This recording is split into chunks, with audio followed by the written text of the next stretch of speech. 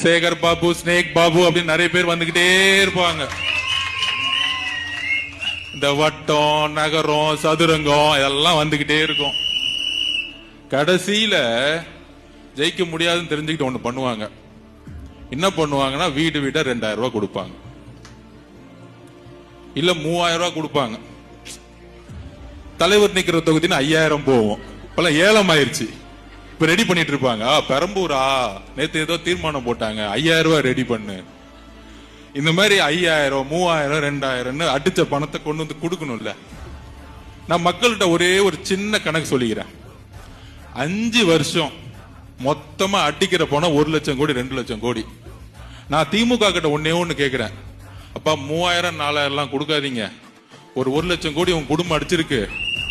அமைச்சருங்கெல்லாம் ஒரு 50,000 கோடி அடிச்சு வச்சிருக்கீங்க. அதிகாரிகள் ஒரு 50,000 கோடி அடிச்சு வச்சிருக்கீங்க. மொத்தம் 6 லட்சம் கோடி கடன் எதுக்குன்னா 2 லட்சம் கோடி குடும்பத்துக்கு, 1 லட்சம் கோடி இவங்களுக்கு, 3 லட்சம் கோடி தான் உண்மையான கடன். அப்ப நாம என்ன சொல்றோம்னா, 3000 கொடுக்காதீங்க, 5 வருஷத்துக்கு கணக்கு போட்டா மாசத்துக்கு 50 ரூபாய் பிச்சை காசு கொடுக்குறீங்க. டேய், கொஞ்சம் நல்ல காசா கொடுங்க. மக்களை பார்த்து ஏமாத்தாதீங்க.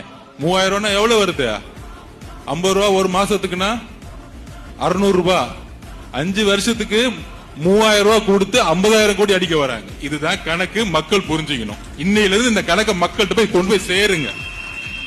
நம்மளுடைய எதிர்காலத்தை டிசைட் பண்றதுக்கு மாசம் 50 ரூபாய் கொடுக்க வராங்க தேர்தலுக்கு.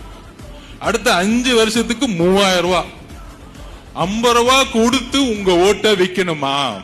இந்த கேள்வியை மக்கள் கிட்ட நம்ம கேட்டே ஆகணும்.